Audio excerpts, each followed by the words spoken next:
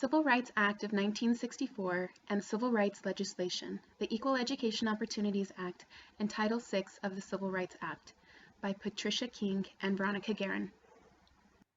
Prior to the 1964 Civil Rights Act, people of color were segregated in public places, schools, and were banned to apply for certain positions in the workforce. Although the 13th Amendment had outlawed slavery, and the 14th Amendment had allowed those that were born on U.S. soil, including former slaves, to have U.S. citizenship and to be protected by any laws, as well as the 15th Amendment allowing people of color to vote, there were still many states that continued to discriminate against minorities. This in turn began the infliction of Jim Crow laws to be passed, which allowed segregation of public facilities. Jim Crow laws were challenged in the Supreme Court case of Plessy v. Ferguson in 1895. However, Jim Crow laws would be upheld, allowing state laws to allow racial segregation under the term separate but equal to be constitutional well until the 20th century. After World War II, many progressives were willing to challenge the inequalities and discriminations that were taking place within the United States. Hence, in 1954, the Supreme Court case of Brown versus the Board of Education of Topeka, Kansas, challenged the notion of separate but equal in public education. The court had found that separate educational facilities are inherently unequal, and that this was a violation of the 14th Amendment. After this court case, the status quo was to be challenged in order to bring about change in civil rights for minorities. Following the court case, Congress considered and failed to pass a civil rights bill. However, Congress finally passed a limited civil rights acts in 1957 and 1960, but they offered only moderate gains. As a result of the 1957 Act, the United States Commission on Civil Rights was formed to investigate, report on, and make recommendations to the President concerning civil rights issues. Henceforth, in 1963, social pressures continued to build with events such as the Birmingham campaign, televised clashes between peaceful protesters and authorities, the murders of civil rights workers Medgar Evers and William L. Moore, and the March on Washington, and the deaths of 4 young girls in the bombing of the Birmingham 16th Street Baptist Church. With U.S. citizens being able to have access to media coverage over such brutality 2 years prior, civil rights could no longer be on the back burner. On June 11, 1963, President John F. Kennedy addressed the nation that was televised on proposing to pass a Civil Rights Act of 1963. A week after his speech, Kennedy submitted a bill to Congress addressing civil rights. He urged African American leaders to use caution when demonstrating, since new violence might alarm potential supporters. Kennedy met with businessmen, religious leaders, labor officials, and other groups such as CORE and NAACP, while also maneuvering behind the scenes to build support and negotiate compromises over controversial topics. Unfortunately, JFK was assassinated. After the inauguration, President Lyndon B. Johnson continued to press to have the act passed by Congress. On July 2, 1964, the bill was signed that enforced that discrimination for any reason on the basis of race, color, religion, sex, or national origin was illegal in the United States of America. The arguments for and against the Civil Rights Act included to not be segregated in schools and public places based on the hierarchy of race, gender, and language differences, to have unbiased protocols and the hiring processes while applying for employment, for minorities to be able to choose where they would like to live without facing discrimination. Finally, be allowed to vote without having to demonstrate literacy competency and voter IDs. In order for these changes to occur, laws would have to be changed. Those laws include today are Title I, Title VI, Title VII, and Title IX. The Civil Rights Act of 1964 was passed, the next 3 decades hosted many changes to the original bill, the most significant acts prohibiting discrimination based on employment, age, gender, and disabilities. Title IX of the Education Act of 1972 prohibited gender discrimination in education programs, specifically in areas that received federal dollars, such as athletics. Under Title IV of the Civil Rights Act of 1964, public schools were encouraged to desegregate by prohibiting discrimination based on race, color, and national origin in programs and activities receiving federal financial assistance.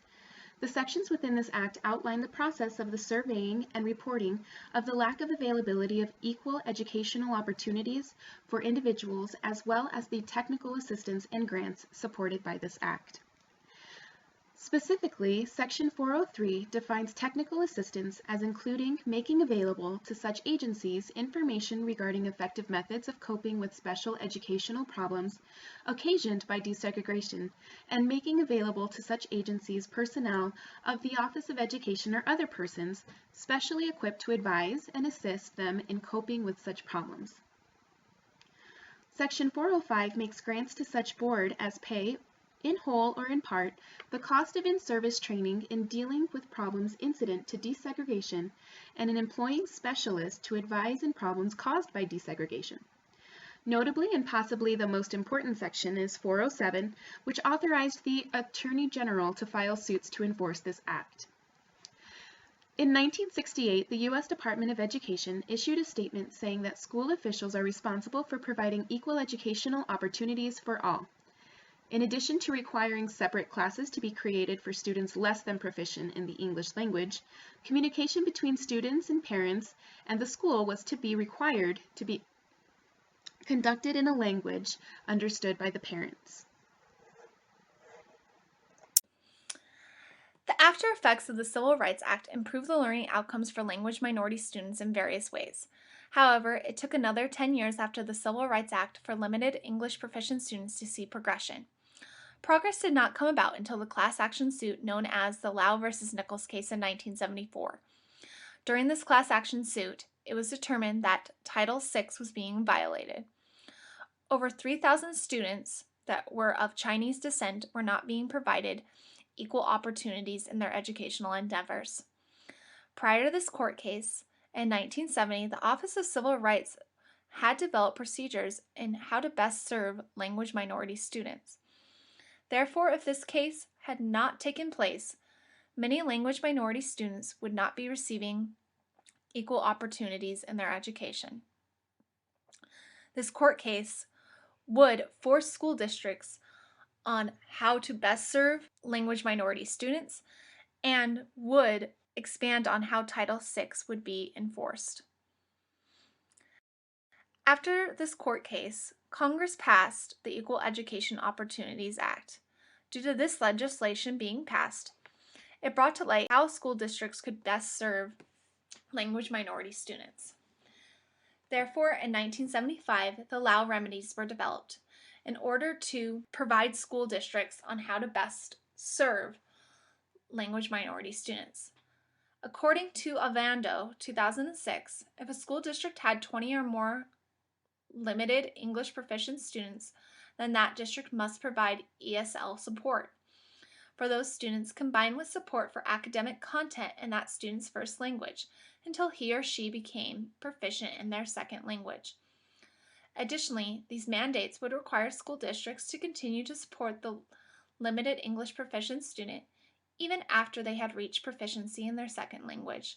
If a school district was found to not be in compliance with the new regulation, the school or school district would face a loss of funds. After the 1975 Lau remedies were developed, they needed to be published in the Federal Register. Hence, in 1980, new Lau regulations were developed. The regulations that were developed for limited English proficient students would ensure that those students would be identified through assessment procedures. Furthermore, that instructional practices would be provided to best serve them, which were known as maintenance and two-way models. However, according to Ovando, 2006, these new regulations were written in extreme detail and caused an uproar, which would be a huge presidential campaign election issue. As a result, these new regulations were later developed in 1985 after the court case of Consenda versus Pickard. Yet, these regulations would continue to be developed and discussed throughout the Reagan and Bush administrations. It would take several other court cases and the Clinton administration to continue to break down the barriers that contributed to school districts not being in compliance with federal regulations for limited English proficiency and limited minority students. Different states now require state policies, such as teachers attending trainings on how to best serve limited English proficient students, as well as teachers holding certifications and ELL education in order to collaborate with teachers that don't hold such certifications.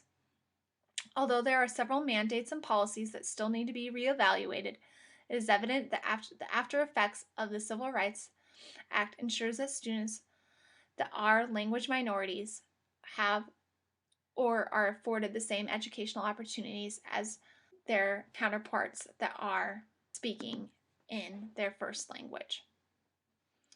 According to Wright, students that are provided instruction in English for ELLs are not yet proficient in English because they need fluency in English to succeed in mainstream classrooms and to be successful in life in general in the United States.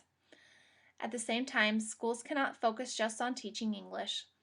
Students must also learn the same academic content their English proficient peers are learning in such subjects such as language arts, math, science, social studies, music, and art, and physical education. Therefore, the Civil Rights Act did help change protocols for language minority students.